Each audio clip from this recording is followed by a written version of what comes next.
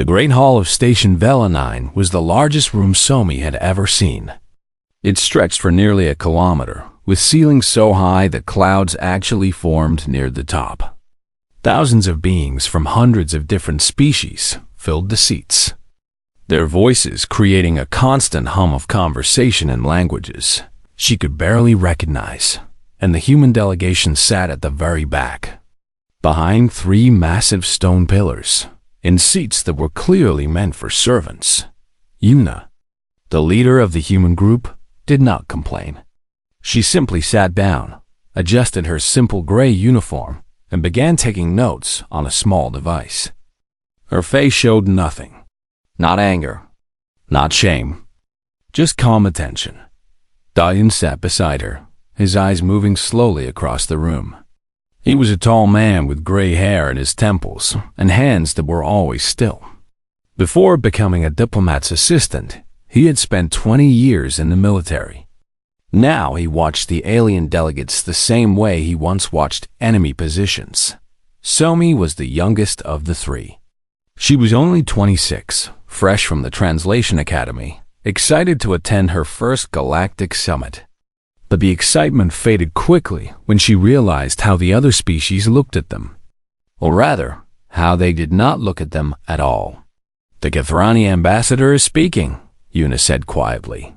"Pay attention." The Kathrani were insect-like creatures, standing nearly 3 meters tall on 6 powerful legs. Their bodies were covered in hard black shells, and their compound eyes reflected light like dark jewels. The ambassador stood at the center podium, his voice amplified throughout the hall. "We gather once again to discuss the future of trade in this sector," he announced. "All recognized species are welcome to participate." He paused, and his head turned slightly toward the back of the room. "And we extend tolerance to our provisional guests." Laughter rippled through several sections of the hall. Somi felt her cheeks burn with embarrassment. She knew he was talking about the humans. Humanity had only been traveling between stars for 50 years. Most of the species here had been doing it for thousands of years. To them, humans were like children who had just learned to walk, trying to join a race of champions. "Ignore it," Yuna whispered without looking at her. "We are here to observe and learn. Nothing more." The morning session continued with debates about shipping routes and territorial boundaries. Somi did her job, translating conversations that happened nearby. The most aliens spoke loudly enough that they clearly did not care if humans heard them. "Look at them," a Morvax warrior said to his companion, gesturing toward the human delegation with one of his 4 massive arms. The Morvax were huge, muscular beings covered in thick, gray skin. They had conquered 17 star systems through pure military force. They sit there like quiet little animals. What do they think they will learn? "Perhaps they hope we will give them scraps from our table," his companion laughed. "Like feeding pets." Somi translated this for Yuna, her voice tight with anger. But Yuna simply nodded and wrote something in her notes. "Useful information about Morvax attitudes," she said calmly. "Thank you, Somi." During the midday break, the delegates mingled in the surrounding halls. Food and drink from 100 worlds were available, though the humans stuck to water and simple bread they had brought themselves. They could not risk eating alien food that might be poisonous to human bodies. Doyun stood near a large viewport, looking out at the stars. Station Velanine orbited a gas giant, and the view was beautiful. But Dohim was not looking at the planet. He was looking at the darkness beyond it. "Something wrong?" Yuna asked, joining him. "Probably nothing," he said slowly. "But I thought I saw movement out there in the dark space between the stars." Yuna looked but saw only blackness. "Your eyes are playing tricks. There is nothing out there." "Maybe," Doyun agreed. But he took out a small device and began recording anyway. 20 years of military service had taught him one important lesson. When something feels wrong, pay attention. The afternoon session brought more insults. A Kethrani delegate accidentally knocked a tray of drinks onto Yuna's documents. A group of smaller aliens, the Vreen, made jokes about human appearance, calling them soft and squishy and probably delicious. The Morvax delegation formally proposed that humans should lose their trading rights because they had nothing of value to offer. Through it all, the humans sat quietly. They took notes. They observed. They said almost nothing. This bothered some of the younger aliens. They had expected the humans to fight back, to argue, to show some kind of emotion.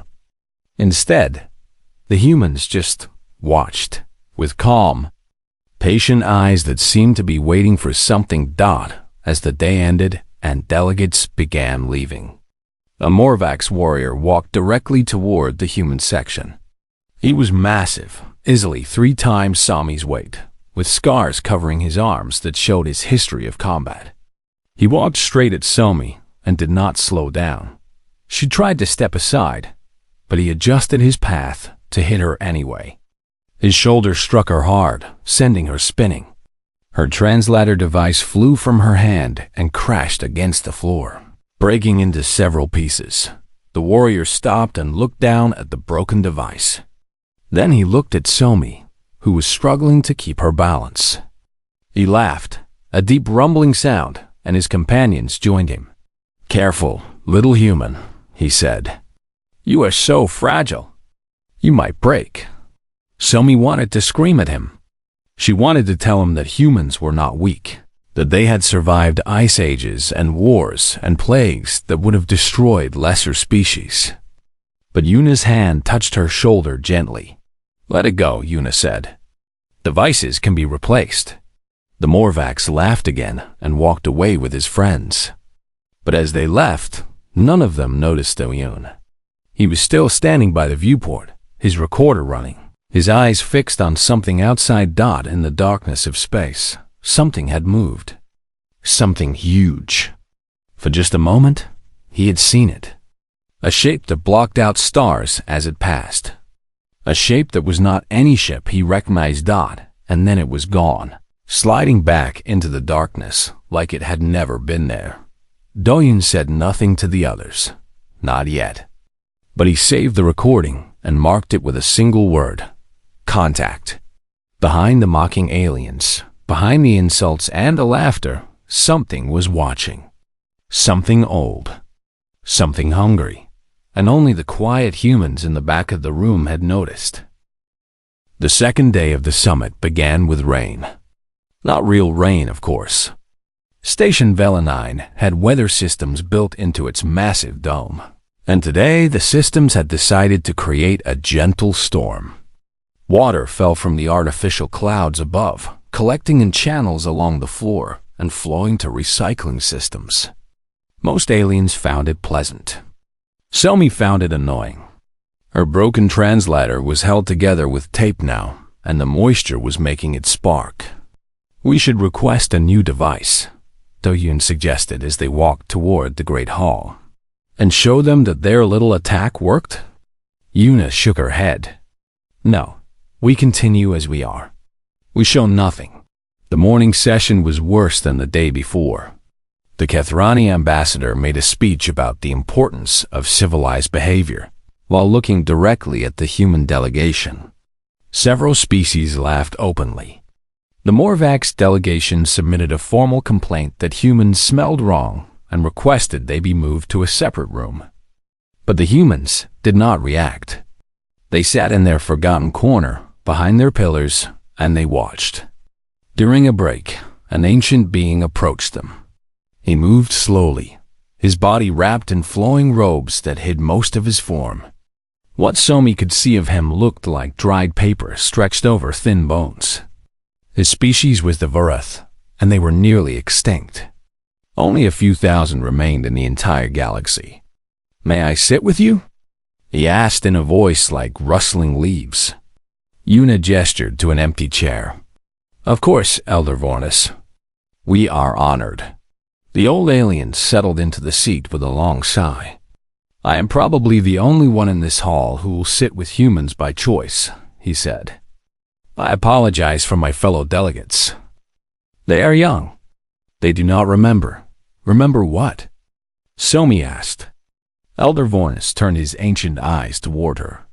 They were milky white, but somehow she felt like he could see everything. Your kind has been traveling the stars for 50 years. But that is not the first time humans have touched the void. Long ago, before most of these species existed, there were others, and they knew of humanity. They spoke of a species that would not break, a species that kept fighting even when hope was gone. Yuna's expression did not change, but Doyun leaned forward slightly.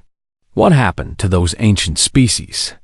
They were consumed, Elder Vornis said simply, by something from the dark between galaxies. Something that eats civilizations like we eat bread.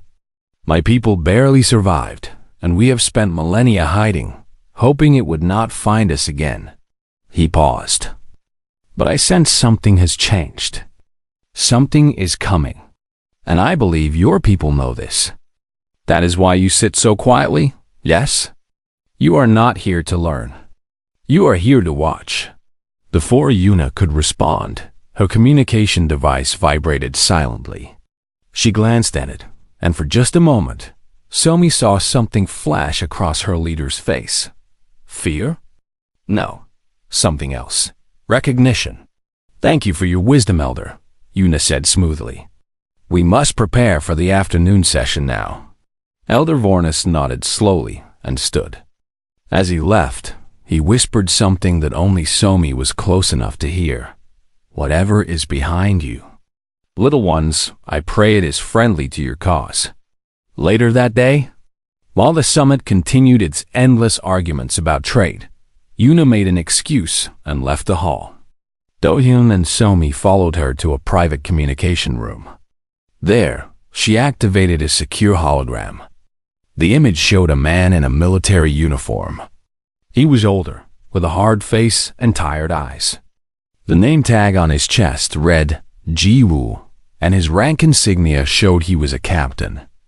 Ambassador, Captain Jiwoo said. We have confirmation. The readings matched the old files. The ones from 30 years ago. How long? Yuna asked. 18 hours. Maybe less. They are moving faster than we expected. He paused.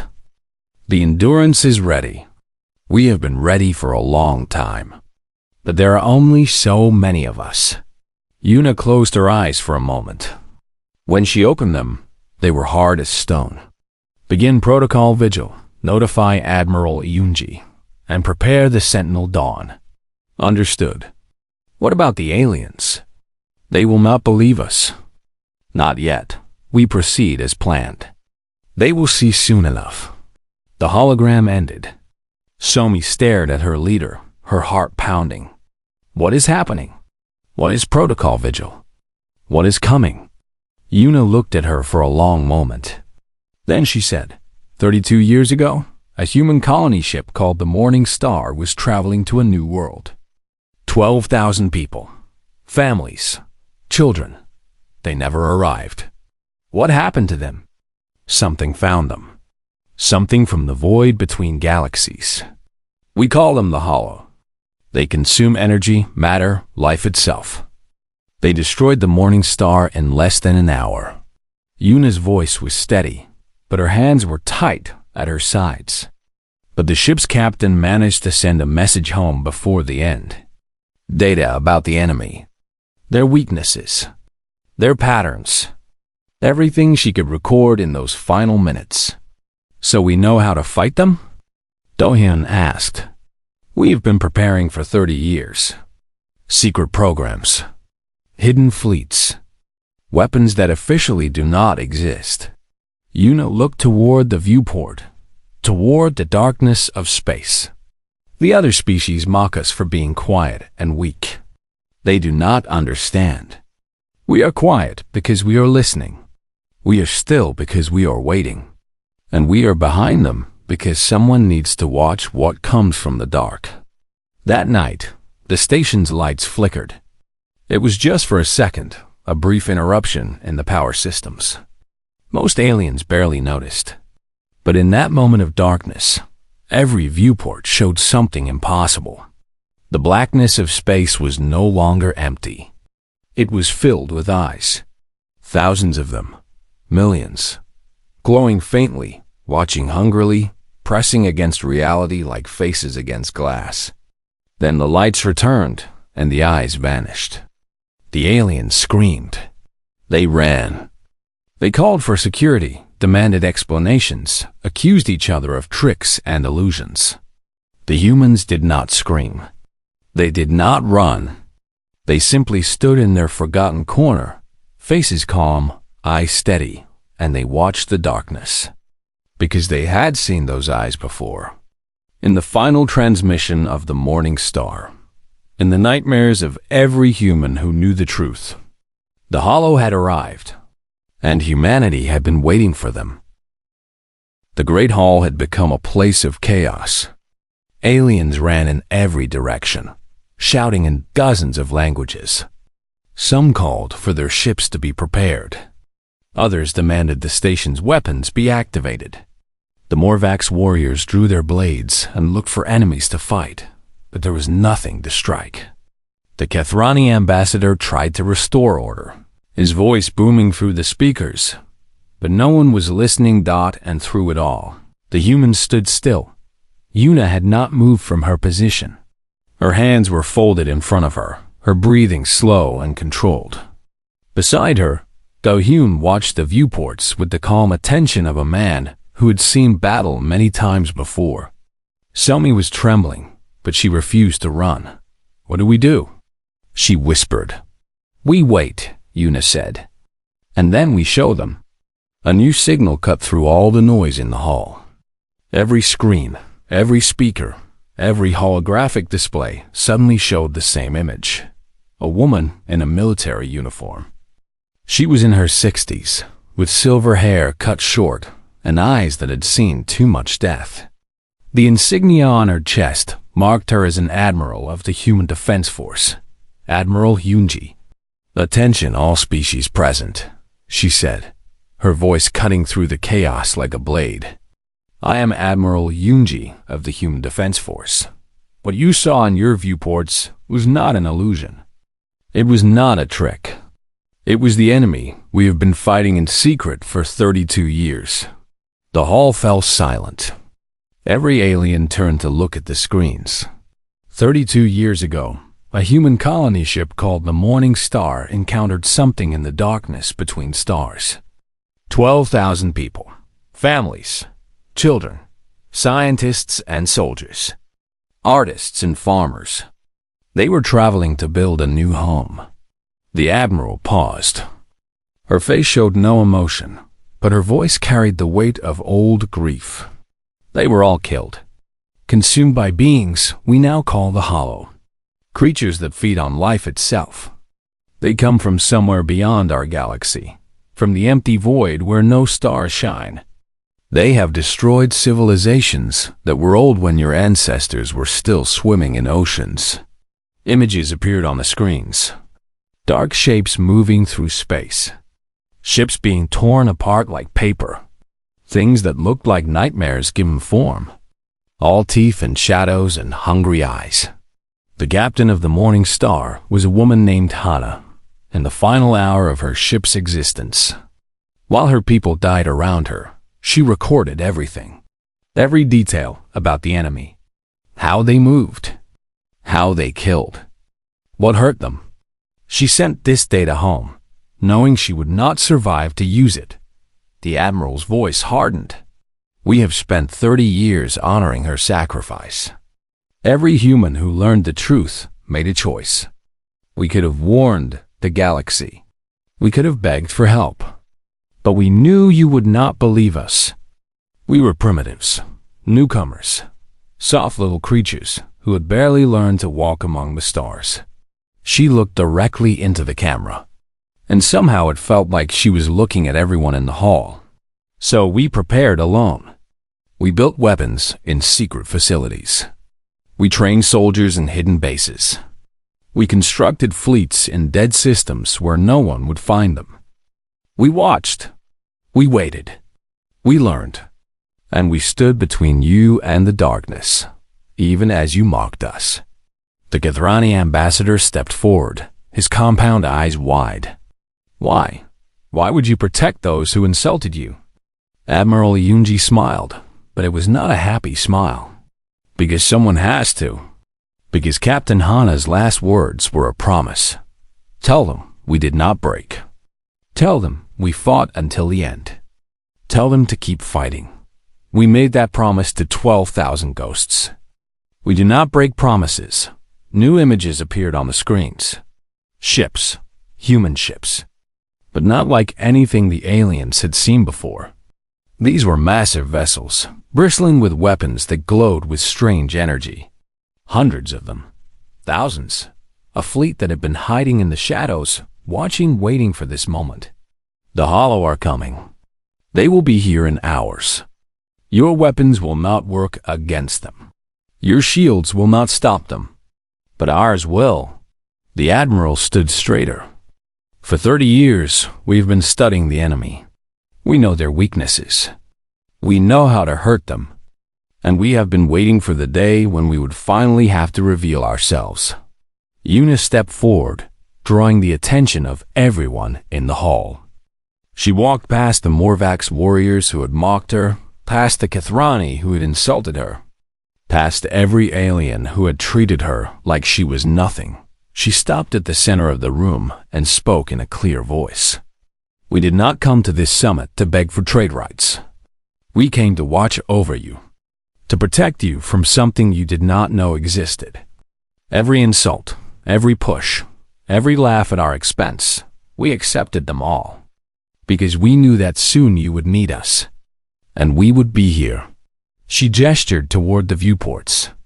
In the distance, lights were appearing. Ships dropping out of faster than light travel. Human ships emerging from hiding places that had gone undetected for decades. That fleet is called the Sentinel Dawn. It has been following us since we left. Earth, hidden, silent, waiting behind us like a shadow.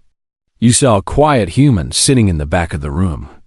You did not see what lurked behind us. The Morvax commander who had pushed Somi the day before stared at the emerging fleet.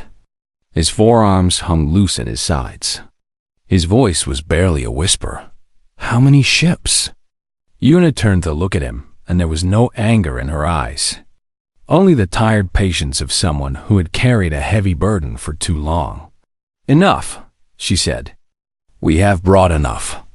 The station shook as something massive passed nearby. Through the viewports, everyone could see the flagship of the Sentinel Dawn moving into position. It was the largest warship any of them had ever seen. Covered in weapons that hummed with barely contained power, and on its hull, painted in letters that could be seen from kilometers away, was a single word: Hana. The humans had named their greatest weapon after the captain who had died sending them a warning. They had turned grief into strength, memory into armor, and 30 years of secret preparation into a fleet that could stand against the darkness. The mockery was over. Now came the war. The first hollow ship emerged from the darkness like a nightmare crawling out of sleep. It was not made of metal or stone or any material the alien sensors could identify. It looked almost alive, a twisted mass of shadow and teeth and hungry mouths. Behind it came another, then 10 more, then 100. The Kathrani opened fire first. Their weapons were powerful enough to destroy moons, beams of pure energy that could cut through any known armor. The beams struck the hollow ship directly and passed through it like light through smoke. The Morvax tried next. They launched missiles filled with antimatter, weapons banned in most of civilized space because of their destructive power. The missiles flew true and struck the enemy. Nothing happened. The hollow ships did not even slow down. Panic spread through the alien fleets. They had never faced an enemy they could not hurt. They had never felt so helpless. Ships began to retreat. captains screaming orders to jump to safety. Then the human fleet attacked. The flagship Hana fired first. A beam of white light shot from its main cannon, so bright that every viewport automatically darkened to protect the eyes of those watching. The beam struck the lead hollow ship, and this time the darkness screamed. The enemy vessel twisted and burned. Parts of it fell away like dead skin. For a moment, everyone could see inside it, could see the thousands of absorbed souls trapped in its structure, finally being released. Then the ship exploded into dust. "All vessels, this is Captain Jiwoo aboard the Endurance," a voice announced over every communication channel. "Human weapons are effective against the enemy. Stay behind our lines. We will protect you." Across the battlefield, human ships moved in patterns that seemed almost like dancing. They wove between the hollow, firing weapons that burned the darkness wherever they touched. Fighters launched from carrier ships, small craft piloted by men and women who flew like they had been doing this all their lives. Mireille led the fighter squadron called Dawn's Edge. She was young, only 24, but she had been training for this moment since she was 6 years old. Her entire generation had grown up knowing that someday the enemy would come. They had learned to fight before they learned to read. "Stay tight, keep moving," she ordered her pilots. "Remember, they try to drain your power systems. Keep your shields rotating and never stop for more than 2 seconds." Her fighter dove toward a hollow destroyer.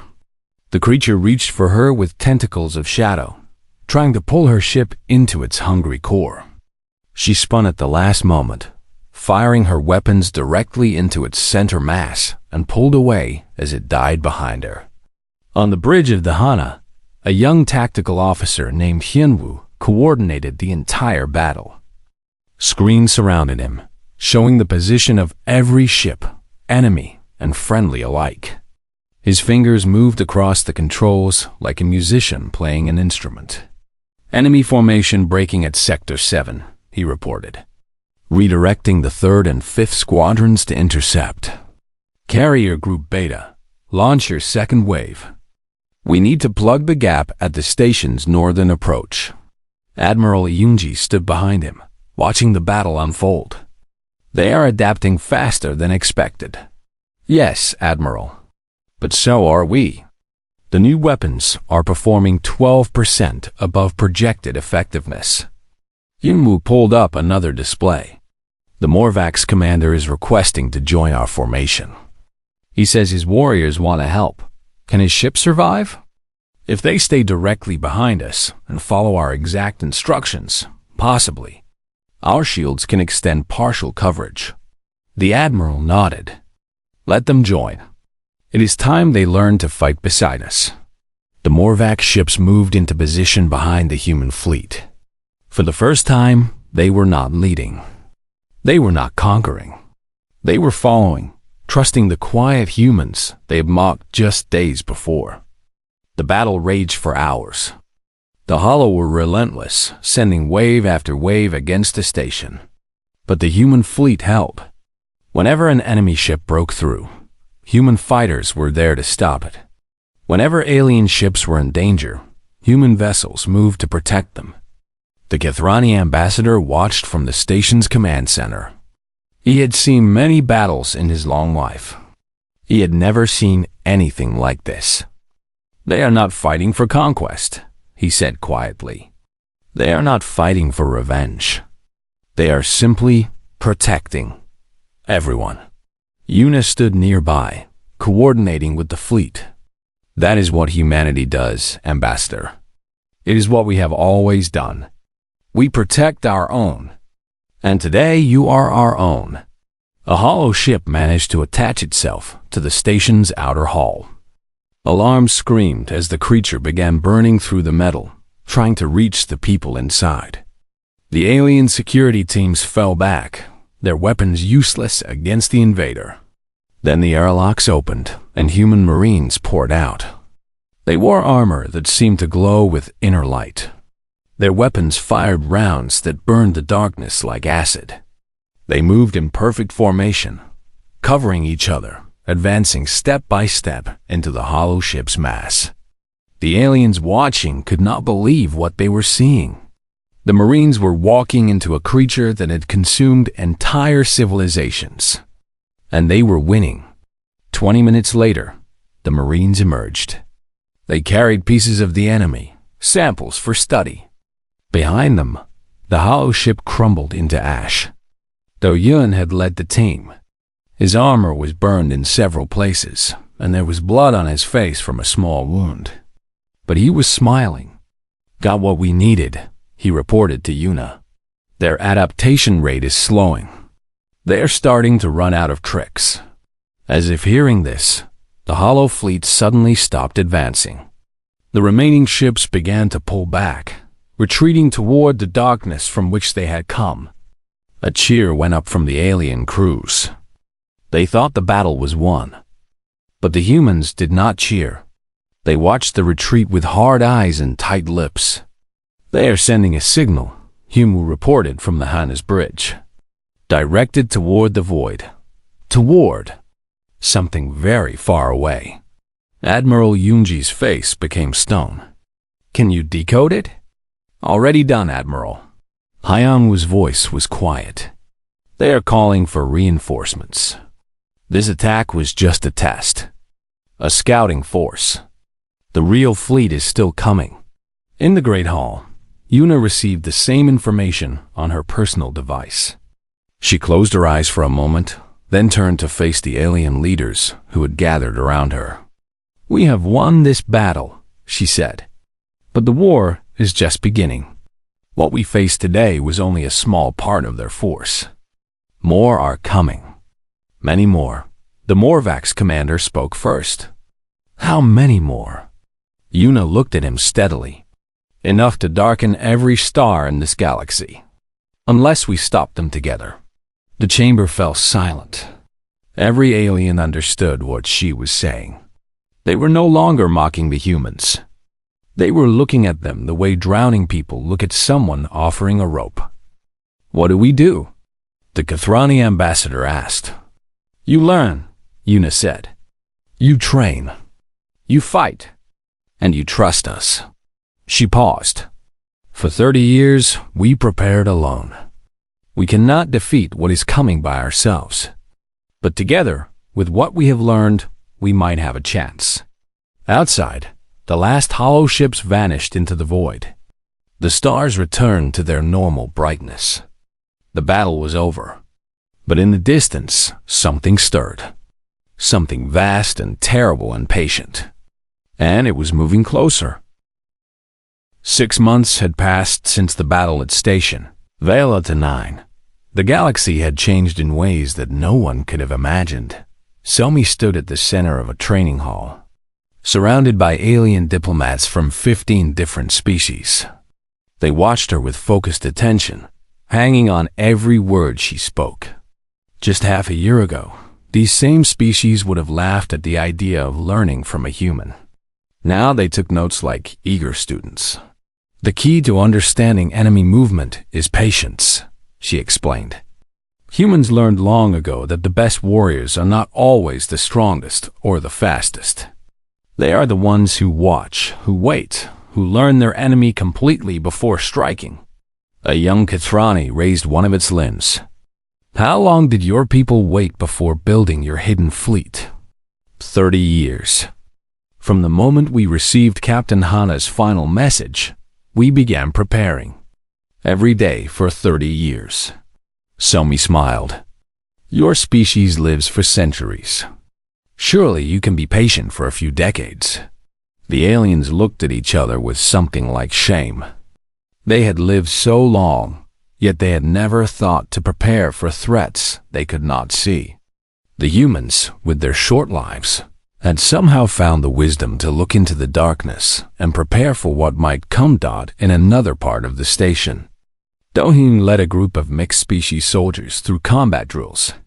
Morvax warriors trained alongside Vreen scouts, Kathrani guards, and human marines. At first, there had been tension. Old grudges did not disappear overnight.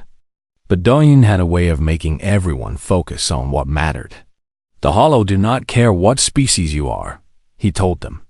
They will consume a Morvax as easily as a human.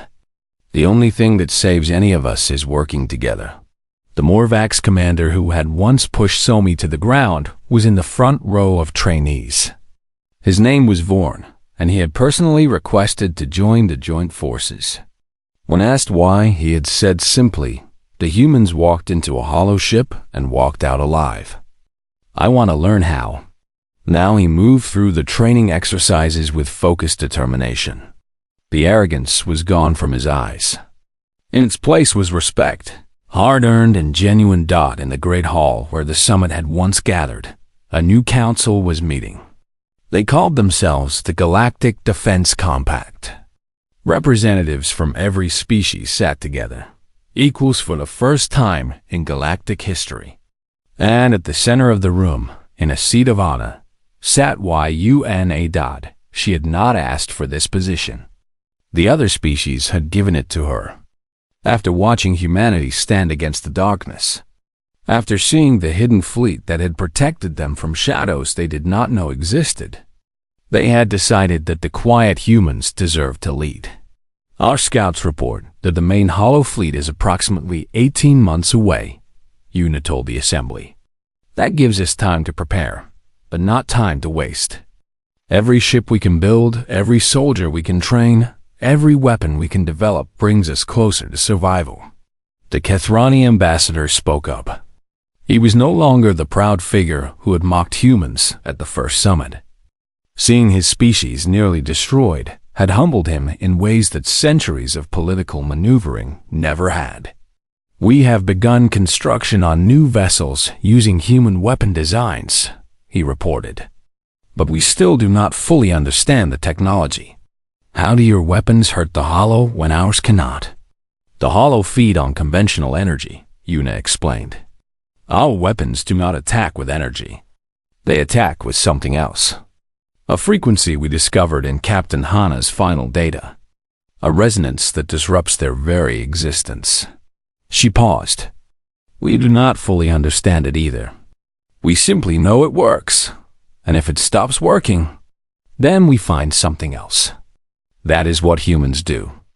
We adapt. We overcome. We refuse to die quietly." Admiral Yunji appeared via hologram at the back of the room. The war had aged her even more, but her eyes were still sharp. "The human colonies are now fully converted to war production. Every resource we have is being directed toward the defense of this galaxy. But Ambassador Yuna is correct. We cannot do this alone. We need your shipyards, your resources, your people." "You will have them," said a voice from an unexpected source. Elder Vornis, the ancient Vareth, stood slowly from his seat. His species was nearly extinct, too few to fight, too old to build. But his words carried weight. "We have seen this war before. Eons ago, when my people were young, we faced the same enemy. We failed because we could not unite. We were too proud, too separate, too foolish." His ancient eyes swept across the room. "Do not repeat our mistake. Follow the humans. They have earned the right to lead us." One by one, the representatives stood.